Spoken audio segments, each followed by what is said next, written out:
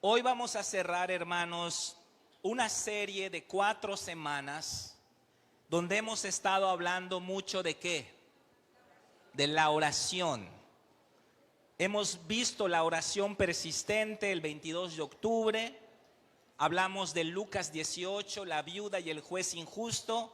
Y aprendimos que Dios quiere bendecirnos, está dispuesto a intervenir favorablemente en nuestras vidas. Sus promesas son en Él sí y amén, pero muchas veces nosotros estamos en otro canal. No estamos orando como la viuda, no estamos orando como el vecino fastidioso. Y aprendimos en esa sesión que la fuerza de nuestro espíritu se va a manifestar en la permanencia. Cuando somos fuertes en el Señor, cuando estoy leyendo la palabra cada día, cuando estoy orando y el Espíritu Santo me está fortaleciendo, soy fuerte en el Señor y entonces soy un hombre de fe. Entonces oro sin quitar el dedo del renglón. Pero cuando estoy todo debilucho, cuando no leo la palabra, cuando no me alimento espiritualmente, entonces soy débil. Mi carne es fuerte, mi espíritu es débil y esa debilidad se va a manifestar en la claudicación, se va a manifestar en la deserción. Tiro la toalla, claudico, no cierro ciclos, no termino procesos. Todo el tiempo estoy empezando cosas y no las termino. El hombre de doble ánimo es inconstante en todos sus caminos. Y aprendimos en esa sesión la definición de paciencia. La paciencia es la virtud por la cual entendemos que las cosas grandes del reino de Dios llevan tiempo, pero que si hacemos cada cosa en su momento, aunque parezcan pequeñas, a la larga darán grandes resultados. Hay que tener paciencia. Hay que ser pacientes. Aunque parezca que nada está pasando, sí están pasando cosas. Tenemos que mantenernos en oración como la viuda. Así que en aquella ocasión, el 22 de octubre, usted pasó acá al frente y se comprometió. No sé si lo está haciendo. De nada sirve que seamos emocionales y luego no lo hacemos. Como dice el apóstol Santiago en Santiago 1:22. Que no debemos ser oidores olvidadizos, sino hacedores de la palabra. Entonces eso es entre usted y Dios. Pero luego no diga por qué le va mal, no está orando, no se está fortaleciendo. Luego vimos el 29 de octubre la oración modelo. Aprendimos en esa sesión que los discípulos le pidieron a Jesús, enséñanos a orar. Y analizamos esa pregunta, y esa pregunta es muy importante porque sabemos que los discípulos ya eran judíos devotos, creyentes de Jesús. Ellos habían nacido en el ámbito judío, conocían la ley de Dios, desde niños iban a la sinagoga, sabían orar, los judíos tenían oraciones para todo el tiempo estaban orando. Sin embargo, acá le dicen a Jesús, enséñanos a orar. No eran ellos mundanos viniendo del paganismo, eran ya conocedores. ¿Por qué le preguntan eso a Jesús si ellos ya sabían orar?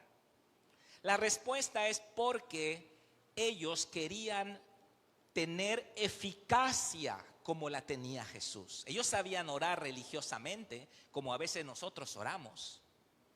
Pero ellos querían ser eficaces como Jesús era eficaz. Y entonces le dijeron a Jesús, enséñanos a orar. Por lo tanto, también nosotros tenemos que aprender a orar eficazmente. Y entonces Jesús les responde con el Padre Nuestro, les enseña el Padre Nuestro, Lucas capítulo 11. El Padre Nuestro no es un rezo. El Padre Nuestro no es una oración mágica. El Padre Nuestro no es una letanía. Ahora 5 Padres Nuestros para que amarre, ¿no? Para que amarre 5 y como metralleta. No. El Padre Nuestro aprendimos el 29 de octubre que es un modelo de oración. Es un modelo estructurado, ordenado de oración. Y en las células aprendimos que ese modelo tiene 6 partes. La primera parte es reconocimiento y alabanza. Padre nuestro que estás en los cielos. Luego viene la petición más importante: venga tu reino. Esto es lo más importante que usted tiene que pedir todos los días. Venga tu reino sobre mi vida, sobre la vida de mi esposa, mi matrimonio, mis hijos, mi trabajo. Venga tu reino. Esa es la petición más importante, la primera petición de la oración. Luego vienen peticiones materiales, peticiones personales. El pan nuestro de cada día, dánoslo hoy. Tenemos que pedir también para que se cubran los pagos de colegiatura, gasolina, renta, etcétera. Luego viene el arrepentimiento y el perdón. Tenemos que pedir perdón a Dios cada día y tenemos que perdonar a los demás. Y luego viene la gracia para santidad y protección. No nos dejes caer en tentación, líbranos del mal. Y cerramos nuevamente con reconocimiento y alabanza. No lo vamos a ver porque ya lo estudiamos. Todos los temas de la célula de los lunes, tanto las prédicas mías que yo doy acá, están en mi canal de YouTube, Pastor Carlos Cruz. Dele clic a la campanita y dele like para que. Y ahí está todo. Lo estoy haciendo un resumen. La semana pasada el pastor Raúl, 5 de noviembre, predicó la oración eficaz. Y en las células vimos el ejemplo de Elías y Daniel. Hombres de oración. Elías, un hombre igual que nosotros, sujeto a pasiones, dice el apóstol Santiago, iguales a las nuestras, pero era un hombre de oración. Aquí está la diferencia.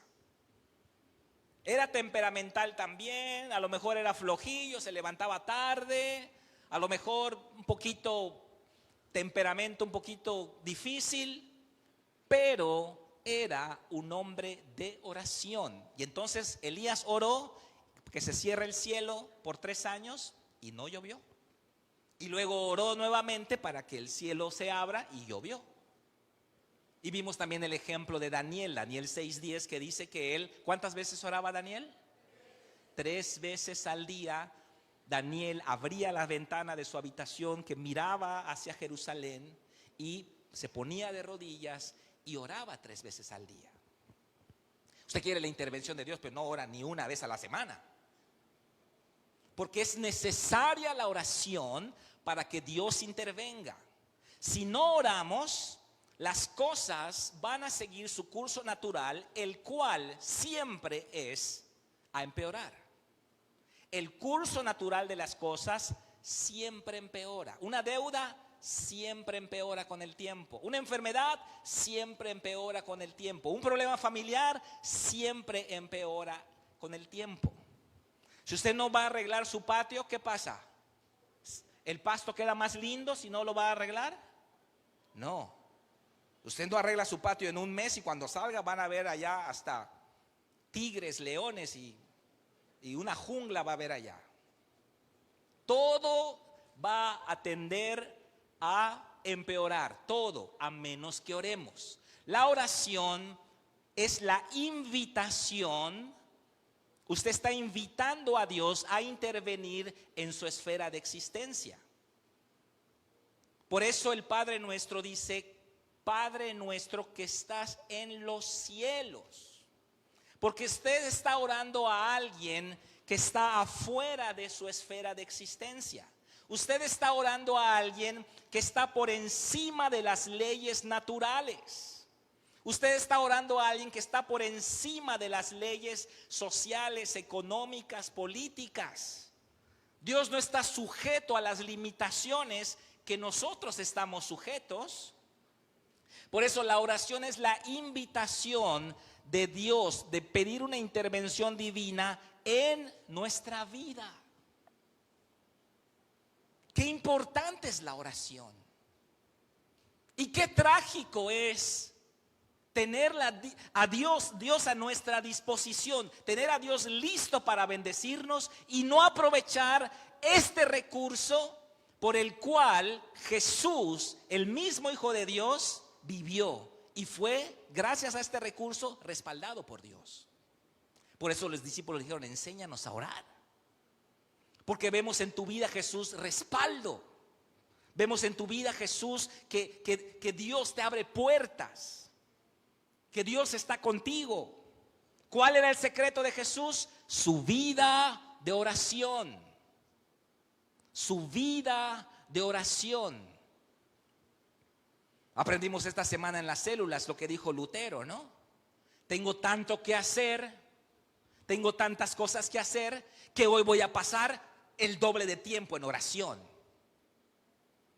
Usted no está más ocupado que Jesús. Usted no está más ocupado de lo que Jesús estuvo ocupado en ese tiempo. Y sin embargo, Él reservaba el tiempo de oración, porque Jesús sabía que el resto de su día dependía de esa hora, de esos 40 minutos, de esa media hora en la mañana. El resto del día dependía de eso. Ya aprendimos un concepto esta semana, el concepto de oración. Es completamente insensato y falto de sabiduría salir corriendo de la casa cada día sin orar. Déjeme darle una palabra en el amor de Cristo. Es un necio el que hace eso. No sea necio. Usted no es Dios. Usted no tiene en su mano el control de todas las variables del día. Usted no puede controlar el clima. No puede controlar el dólar, su jefe. No puede controlar nada. Necesita orar. Debemos de ser gente de oración. Debemos ser una iglesia de oración, líderes de oración, pastores de oración, para que tengamos respaldo. Porque la oración es la invitación de Dios entrar a nuestra esfera de existencia. Él está afuera, está por encima incluso del tiempo. Para nosotros el tiempo es una línea en la que estamos todos caminando parejos. No podemos movernos hacia adelante ni hacia atrás. Para nosotros el tiempo es una línea, pero para Dios el tiempo está sobre su mesa.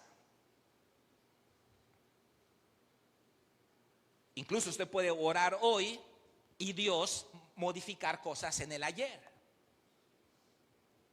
No es un problema para Él, pero sí es un problema para usted y para mí. Entonces sea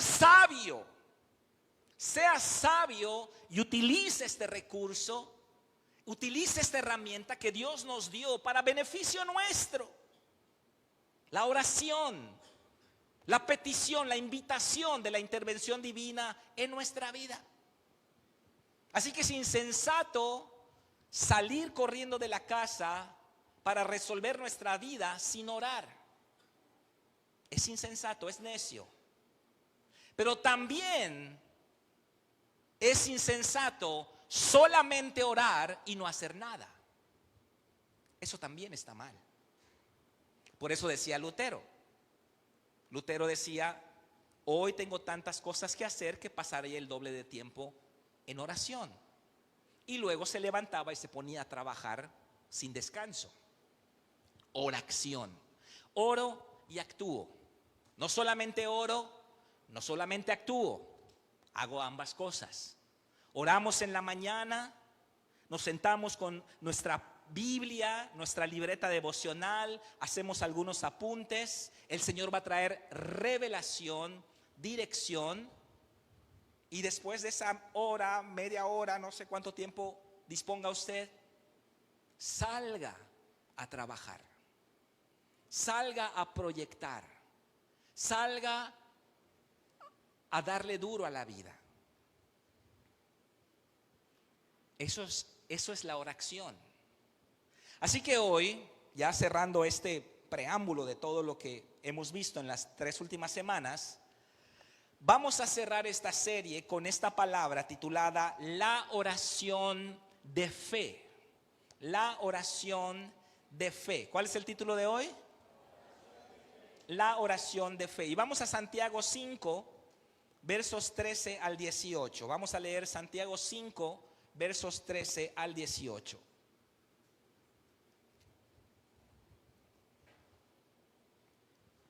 Dice la palabra de Dios así: ¿está alguno entre vosotros afligido? ¿Cuál es la respuesta? Haga oración.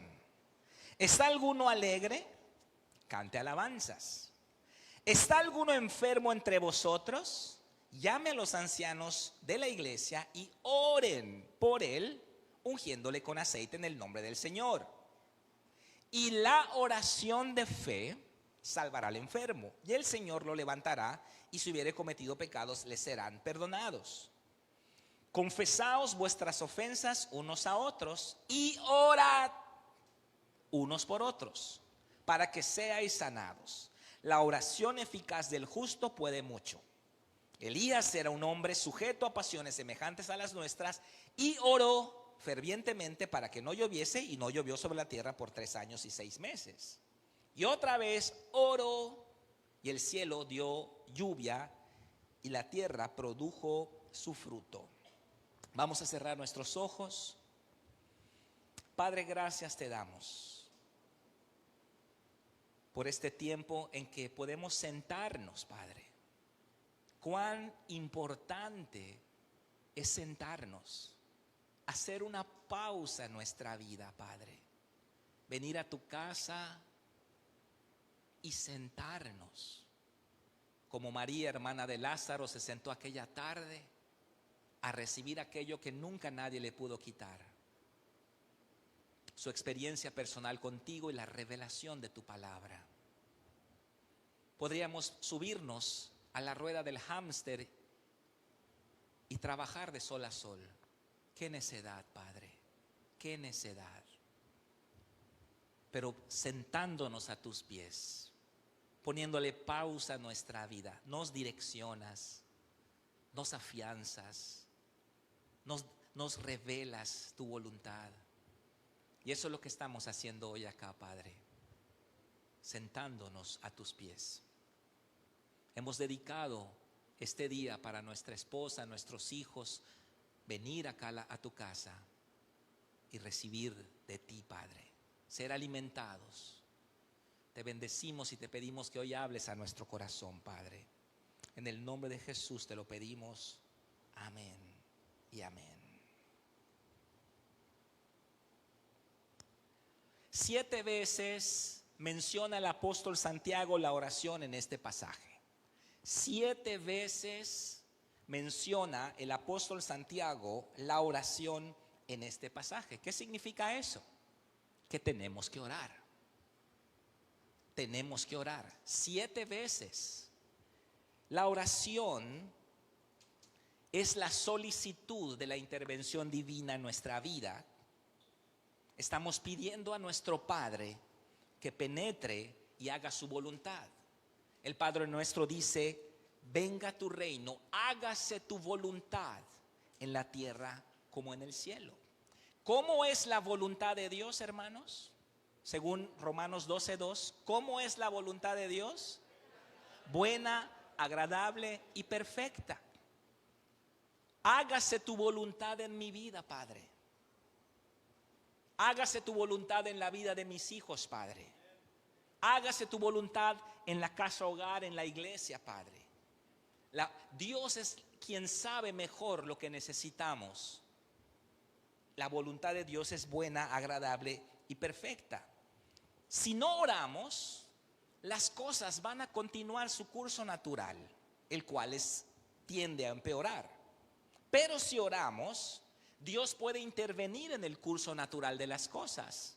Dios puede modificar las leyes naturales. Dios puede cambiar, incluso, como ya dije, cosas en el tiempo. Él es Dios. Pero tenemos que orar. Y hemos aprendido en estas semanas cómo es la oración eficaz, la oración persistente, el modelo de oración, la oración eficaz. ¿Cómo se da esto? Porque no solamente tenemos que orar bien. No solamente tenemos que orar. Hoy en día están las rezadoras, ¿no? Usted va allá a un lugar, a un funeral, y contrata a unas mujeres que son rezadoras y empiezan a rezar allá. Pero no son oraciones eficaces. Nosotros no solamente tenemos que aprender a orar, tenemos que aprender a orar bien. Tenemos que aprender cuáles son los principios que rigen la oración. Y tiene que orar, y al orar tiene que hacerlo bien, conforme a la palabra de Dios. Por eso Jesús nos enseñó el modelo del Padre Nuestro, porque ahí está Él ordenando nuestros pensamientos. En vez que nosotros empecemos a orar así como disparando al aire, Él está organizando nuestros pensamientos. Y lo que usted tiene que hacer con ese modelo de oración es estructurarlo de acuerdo a su vida. Eso ya lo expliqué y ya está en las otras sesiones, lo puede escuchar. Pero nosotros tenemos que apegarnos a la oración correcta. Por ejemplo, usted puede orar la palabra de Dios. La mayoría de los salmos son oraciones en primera persona. Usted puede orar. Cuando oramos en lenguas, los que hablamos en lenguas, los que tenemos el bautismo en el Espíritu Santo, cuando hablamos en lenguas, oramos conforme a la voluntad de Dios, pero nuestro entendimiento queda sin fruto. Ese es el detalle nada más. Pero estamos orando conforme a la voluntad de Dios. Estamos pidiendo lo que Dios quiere que le pidamos. El Espíritu Santo está guiando nuestra oración. Pero si no oramos en lenguas, todavía tenemos la palabra de Dios. Usted tiene que aprender a orar conforme a la palabra de Dios. Por ejemplo, si usted ha pecado, ¿qué debe orar? Alguien dígame. ¿Dónde está ese salmo? Salmo 51. Si usted ha pecado, agarre su Biblia, ábrala en el Salmo 51, póngase de rodillas delante de su cama y lea orando. Ore los salmos. Use la palabra de Dios para orar.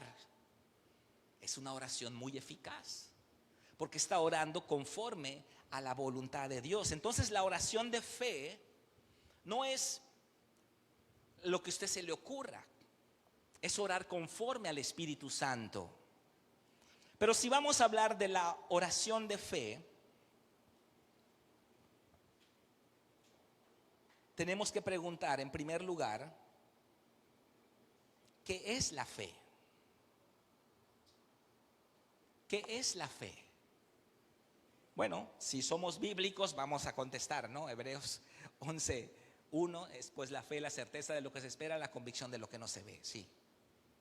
Pero ¿qué es la fe? Vamos a decirlo en este contexto en el que estamos hablando, en el contexto de la oración. La fe, hermanos, es la capacidad que tenemos, la capacidad espiritual que tenemos todos los creyentes de ver lo que nuestros sentidos físicos no perciben, pero que la Biblia nos dice que es, la palabra de Dios nos dice que es. O sea que fe consiste en ver. Fe ciega, eso no existe. ¿Por qué? Porque la fe ve. La fe ve. Más allá de lo que perciben nuestros sentidos físicos. Yo ahora les estoy mirando con mi ojo, con mis ojos físicos. Estoy sintiendo el aire con el sentido del tacto. Estoy hablando, estoy interactuando con ustedes. Pero no estoy viendo con mis ojos físicos lo que hay en el ámbito espiritual. No estoy viendo ángeles. No estoy viendo cosas que muchos de ustedes me han dicho que ven aquí en la plataforma, fuego, ángeles, cosas. Esas no las veo. Pero en la fe, nosotros podemos ver. Mucha gente tiene ese don tan hermoso, yo no lo tengo, Mucha gente tiene ese don tan hermoso de ver cosas. Algunos de ustedes lo tienen. Al final del culto muchos se acercan y me dicen: pastor, hoy vi, no sé, una luz que bajaba del cielo, hoy vi esto, vi lo otro, y gloria a Dios. Qué bonito, me gustaría, pero bueno, yo no tengo ese don. Sí he visto cosas alguna que otra vez, pero no gran cosa, ¿no? Dios no me dio ese don, no lo tengo. ¿Qué hacemos nosotros? Tenemos la palabra. Tenemos la palabra. La palabra de Dios es nuestra guía. Y la fe consiste no en creer cualquier cosa que se le ocurra. Porque, la fe es creer lo que no vemos. Bueno, no vemos a Santa Claus. Entonces, pues vamos a creer en Santa Claus. Pero no existe. Pero ya lo sabían ustedes, ¿verdad? Ya se fueron los niños. O sea que la fe no es creer lo que usted quiera creer.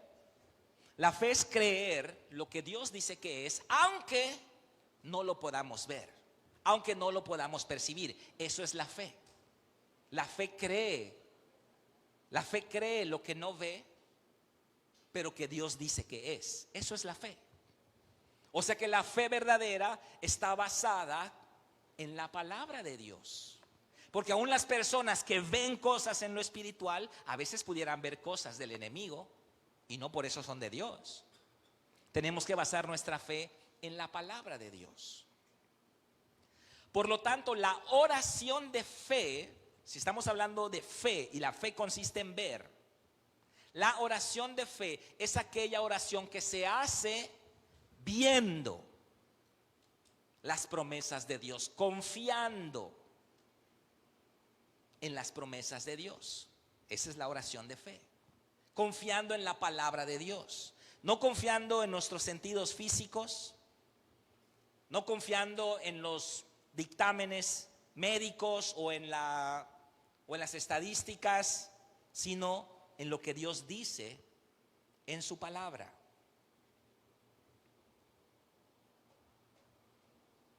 Amén. Vamos a buscar en nuestra Biblia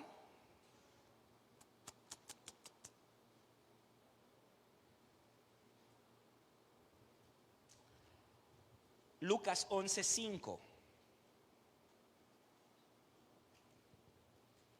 Y este es el pasaje que continuamos de la última vez que yo prediqué el 29 de octubre.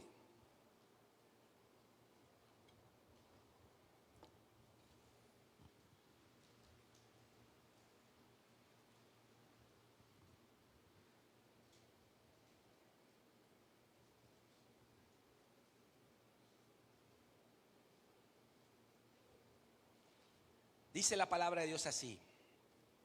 Les dijo también: ¿quién de vosotros, verso 5, Lucas 11:5, quién de vosotros que tenga un amigo va a él a medianoche y le dice: amigo, préstame 3 panes, porque un amigo mío ha venido a mí de viaje y no tengo que ponerle delante? Y aquel respondiendo desde adentro le dice: no me molestes, no me molestes, la puerta ya está cerrada y mis hijos están conmigo en cama. No puedo levantarme y dártelos. Os digo que aunque no se levante a dárselos por ser su amigo, sin embargo, por su importunidad, se levantará y le dará todo lo que necesite. La palabra importunidad en este texto es una palabra griega que es la palabra anaidea. Esa palabra, ¿saben qué significa? La cualidad de ser molesto, imprudente, descarado, no tener vergüenza, ser impertinente.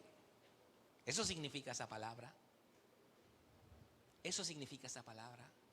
Por lo tanto, la oración de fe es aquella que es persistente. Oramos a veces, 1 vez, 2 veces, 3 veces, no vemos un cambio. no vemos un cambio y dejamos de orar. ¿Por qué? Porque no tenemos fe. La fe tiene que persistir hasta ver el cumplimiento de las promesas de Dios. Dios nos ha hecho grandísimas promesas, dice la Biblia, pero no las vemos en nuestra vida. ¿Por qué? Porque no estamos orando y las cosas están siguiendo su curso natural, que tienden a empeorar. Tenemos que ser gente de oración, tenemos que orar. Pero una clave muy importante para orar eficazmente es ver. Es ver. Dice la Biblia que Moisés se sostuvo ¿cómo? Mirando al invisible. ¿Cómo se puede ver un invisible? Si es invisible, está hablando de fe. Tenemos estos ojos y tenemos estos ojos. Los ojos del entendimiento, dice el apóstol Pablo, que él oraba por los efesios para que sean alumbrados los ojos de su entendimiento y para que sepan a través de ese alumbramiento, para que sepan los efesios cuáles son las supereminentes grandezas y las riquezas de Cristo que estaban a disposición de ellos. No lo sabían, no lo entendían. Entonces Pablo dice: oro por ustedes para que puedan ver. Por lo tanto, la oración de fe es aquella que puede ver. Tenemos que aprender a ver. ¿Cuál es su problema? No ve. No ve más allá de lo que sus ojos le reportan. Es todo lo que ve. Ese es su problema. No voy a seguir orando por mi esposo. Mira el infeliz, mira. Porque no está viendo. No está viendo más allá de lo que sus ojos le están mostrando. Oye, ¿y tu hijo no se va a convertir? No, mi hijo es duro, pastor, es duro. Porque usted está aceptando el reporte físico. La oración de fe es la oración que puede ver, que ve más allá de lo que podemos ver a nivel físico. De otra manera usted no va a orar. Tiene que ver. La fe consiste en ver. La fe consiste en ver. Si usted no ve, no tiene fe. ¿Qué es lo que Dios hace cuando nos convertimos? Dice la Biblia, las vendas de los ojos se caen y empezamos a ver.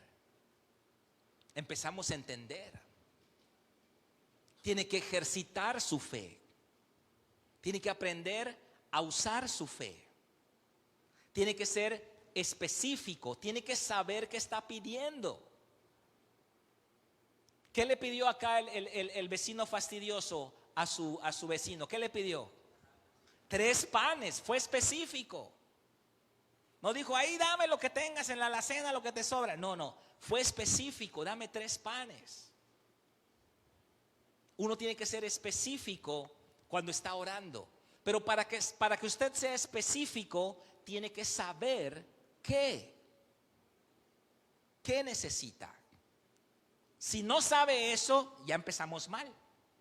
Bendíceme, Padre. ¿Cómo, hijo? Tú bendíceme, bendíceme. Bueno, hay muchas formas de bendecirte. Por eso la fe es la que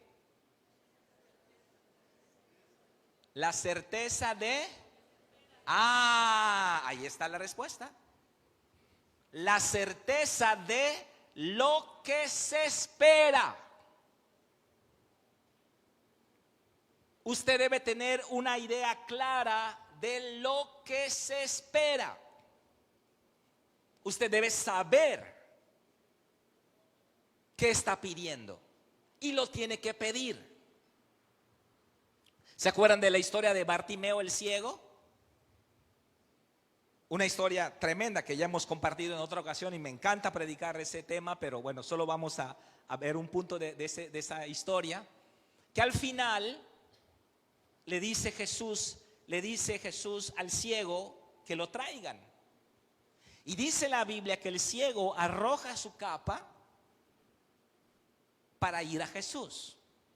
Al arrojar su capa, el ciego está renunciando a su mendicidad.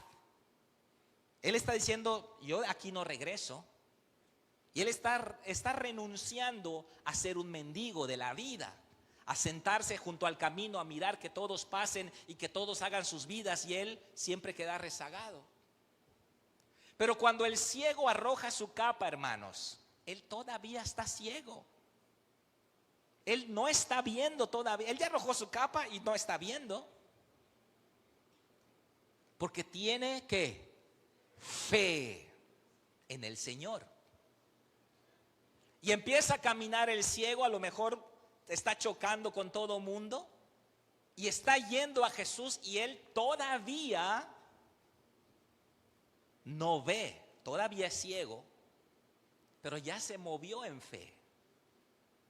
Ya empezó, aunque todavía es ciego, aunque todavía tiene un problema, ya empezó, ya tiró su capa, ya empezó a orar, ya empezó a clamar, ya empezó. ¿Y cuál es la sorpresa de Bartimeo el ciego cuando llega delante de Jesús? Llega delante de Jesús, ¿y qué le dice Jesús? ¿Qué quieres que te haga?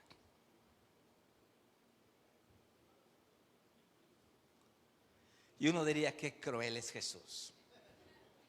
Qué cruel es. No estás viendo que está todo blanco allá adentro, su ojo está blanco. Ajá, dime, Bartimeo, sí, ¿en qué te puedo servir? ¿Qué quieres que te haga? ¿Por qué Jesús pregunta eso? No es obvio, Señor, no estás viendo mi vida. No es obvio mi necesidad, no es obvia mi necesidad.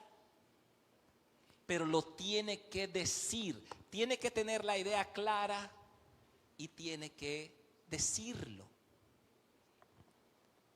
Imagínese que Bartimeo hubiese dicho, Señor, quiero recuperar a mi novia que perdí, porque cuando quedé ciego perdí a mi novia, y también la escuela, Señor, que yo ya estaba en la prepa, iba a terminar. Y imagínese que Bartimeo hubiese empezado así. Cuando terminara Bartimeo le iban a decir ahí, oye muchacho, hace media hora que se fue Jesús. Estás hablando loquito, solito. No, Bartimeo sabía lo que quería, y usted tiene que saber lo que quiere de Dios. Porque la oración de fe no solamente puede ver al Señor, la oración de fe es específica también. Es específica. Y en la oración de fe el Señor va a decir, ¿qué quieres que te haga? Y Bartimeo responde, quiero recobrar la vista, Señor. Quiero recobrar la vista. ¿Y qué le responde Jesús? A mí me encanta esta respuesta de Jesús. Jesús le responde, vete, tu fe te ha sanado. Y en aquel momento, dice la Biblia, recobró la vista. Y siguió a Jesús en el camino. Ahora mi pregunta es, todos sabemos que lo que sanó a Bartimeo fue el poder del Señor. Sabemos que fue el poder de Dios que sanó a Bartimeo. ¿Por qué Jesús le dijo? ¿Por qué Jesús no le dijo, mi poder te ha sanado, Bartimeo? ¿Por qué? Ahí nos está dando una enseñanza el Señor. Ahí el Señor nos está dando una enseñanza. ¿Por qué le dijo a la mujer de flujo de sangre, ten paz, tu fe te ha sanado? A la mujer sirofenicia, tu fe te ha sanado.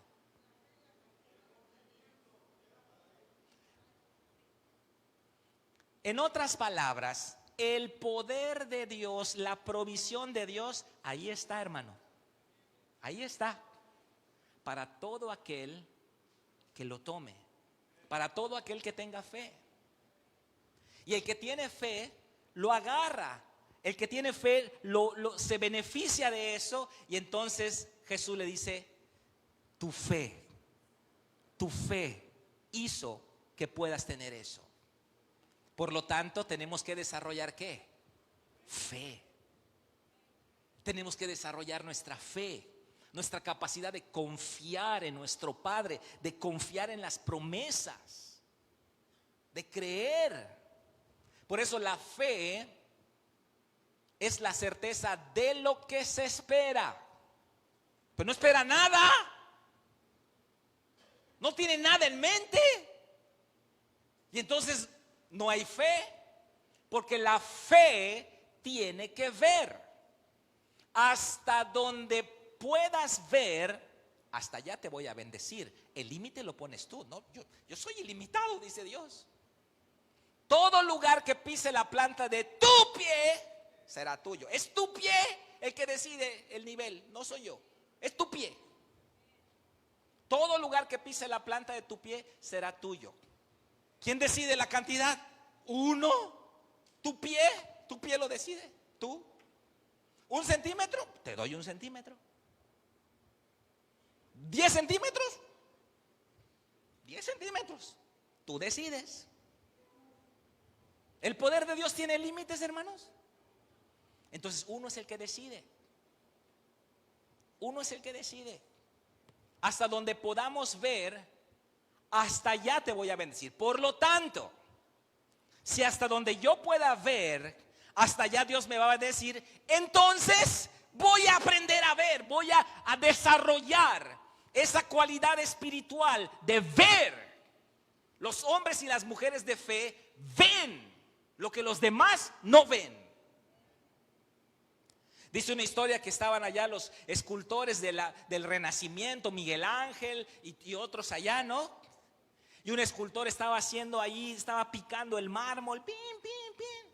Y en este momento, ¡prá!, se raja el mármol y cae la pieza y se destruye la obra que estaba haciendo. Estaba empezando. Y se molesta, porquería de piedra. Y la manda allá al patio, ¿no?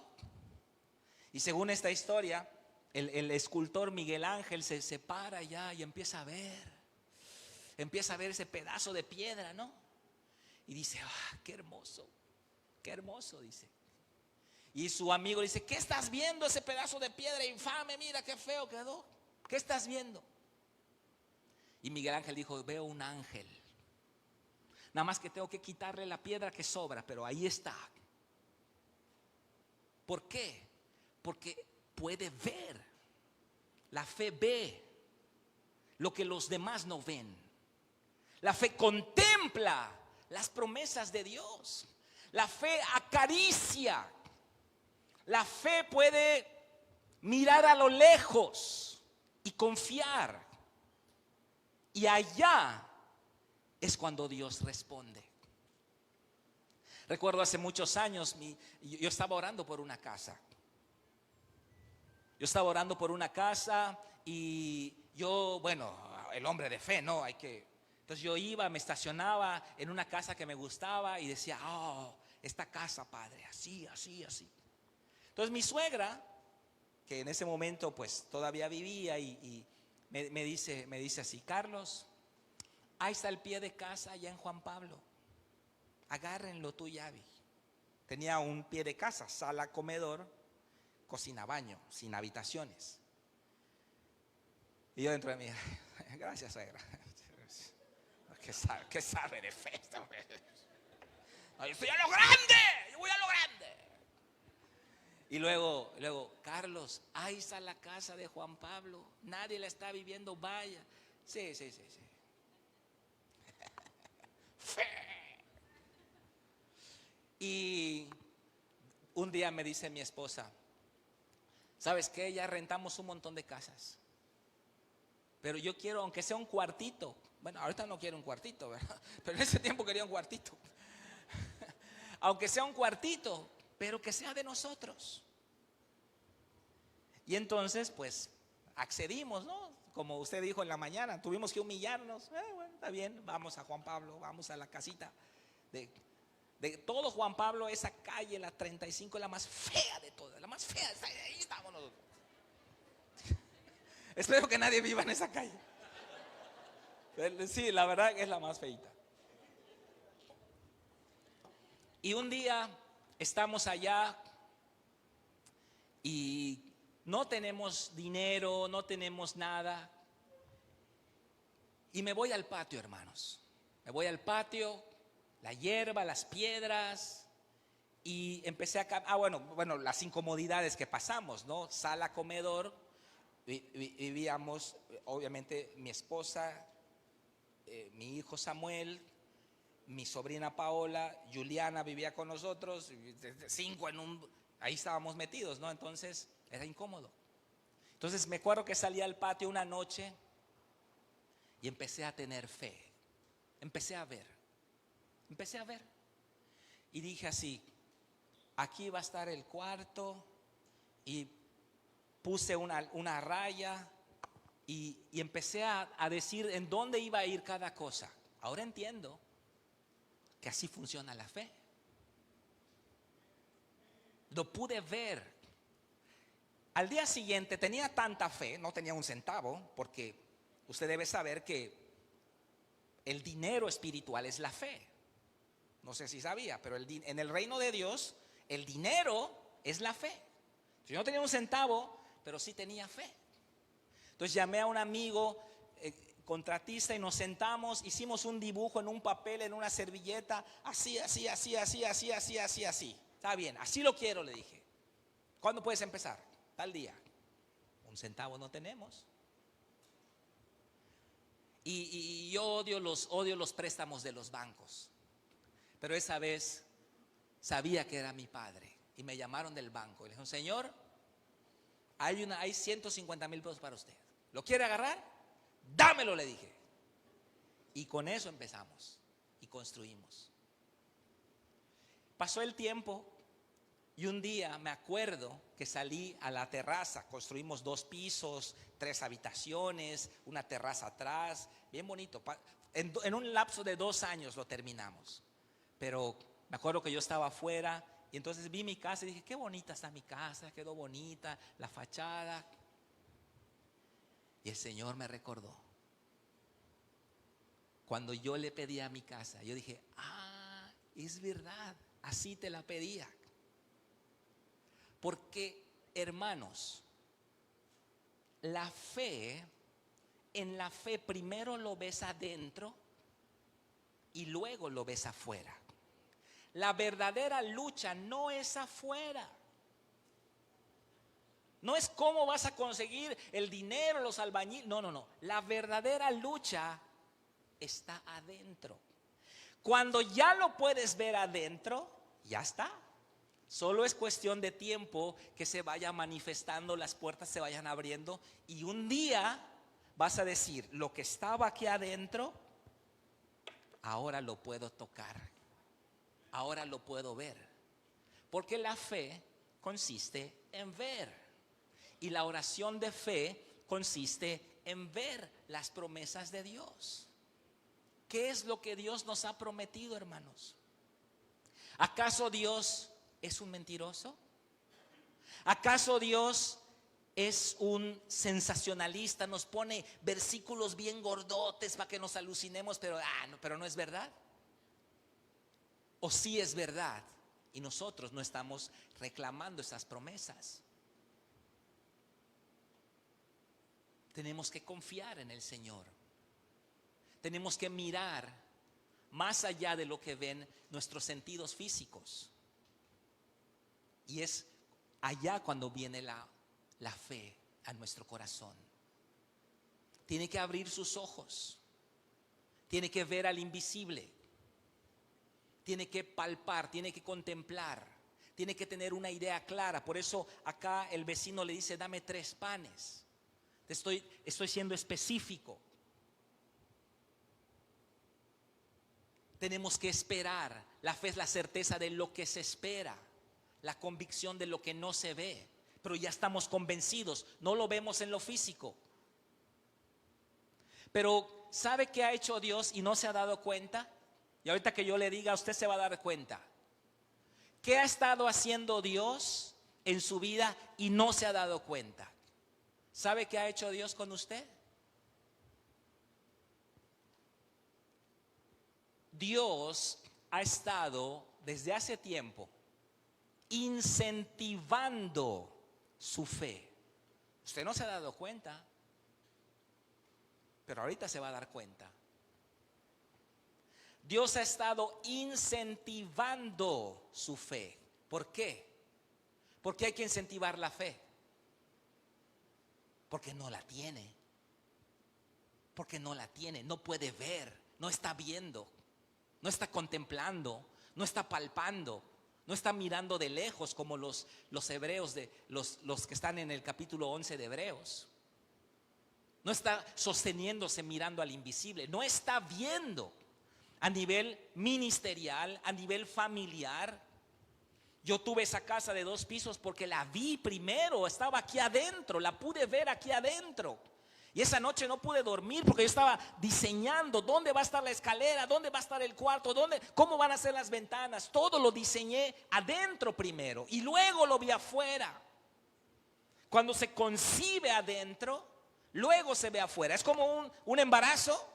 El embarazo se concibe adentro, 9 meses después, ¡boom!, ahí está afuera. Ahí está afuera. ¿Y cuándo se preparan los padres? ¿Hasta que nace se empiezan a preparar los padres? No, desde que conciben. Preparan el cuarto del bebé, preparan la cuna, pintan allá la pared. ¿Por qué? Porque ya saben que hay una concepción interior que va a salir. Ya lo saben. Así es la fe también. Cuando usted ya lo puede ver, ya lo concibió, empieza a caminar en esa fe. Empieza a prepararse. Y Dios le ha estado invitando a ese nivel de fe, pero no se da cuenta.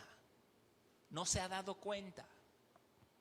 Lo que usted está anhelando, muchas cosas que usted anhela, usted no se da cuenta que Dios las puso allá para que usted las anhele y para que usted las pida.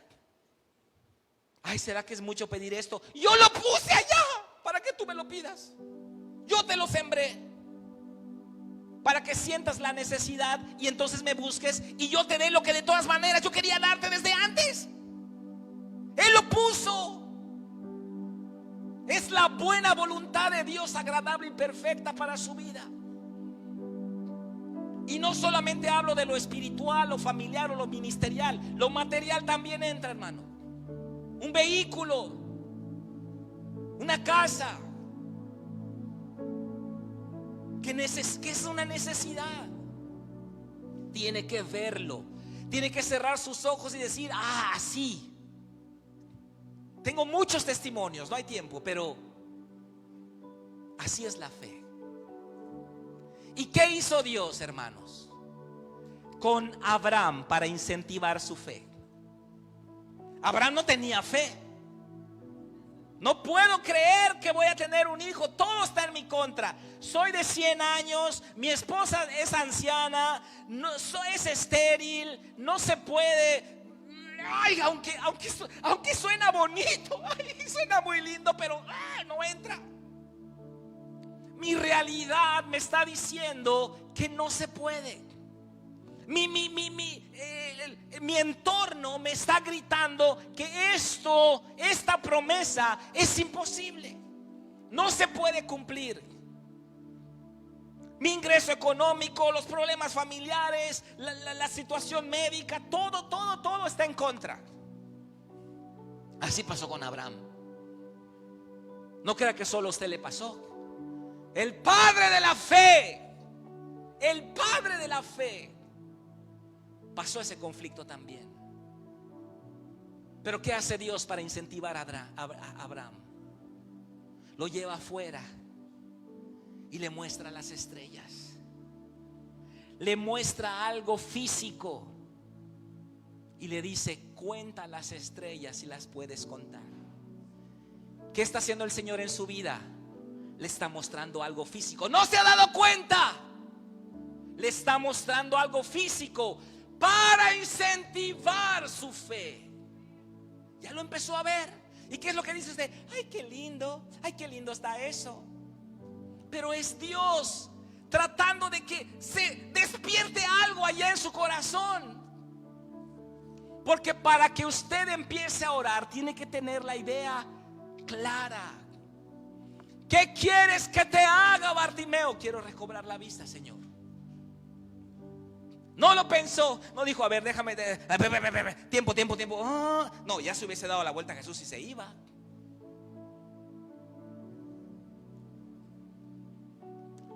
tenemos que ver. Y lo que el Espíritu Santo va a hacer esta mañana es que usted va a ver. Usted va a empezar a ver. Y usted tiene que empezar a cultivar esa fe. Y cuando usted empiece a ver, Dios va a mostrarle algo físico para estimular su fe. Y si quiere puede escribirlo allá en su libreta devocional. Y Dios le va a dar un versículo que va a confirmar esa promesa. Y párese allá en su lugar, allá en el consultorio, Mauricio. Aquí va a estar esa mesa, aquí va a estar esto, aquí va a estar lo otro. Tiene que verlo, porque Dios responde a la fe. Dios no responde las lágrimas. Dios no responde, pobrecito de mí. Dios no responde al victimismo. Dios responde a la fe, porque la fe, solamente la fe, deposita su confianza en Él. No hay ninguna razón, no hay ninguna forma en que usted obtenga la bendición. Por lo tanto, el autor es Dios. El autor es Dios. Yo me di cuenta también. Yo dije, Señor, por eso he estado viendo estas cosas que me muestras a veces en la calle. Mi esposa lo sabe, mi último viaje a Cuernavaca, Dios me voló la tapa de los sesos. Yo fui a ministrar, pero regresé ministrado por lo que vi. Y cuando lo vi, Dios incentivó mi fe. Y yo dije, así quiero, así lo quiero, Padre. Y mientras más se cultive, más palpable, más evidente, y lo va a ver, hermano, lo va a ver afuera. Vamos a ponernos de pie, vamos a dar un aplauso a nuestro Padre Celestial.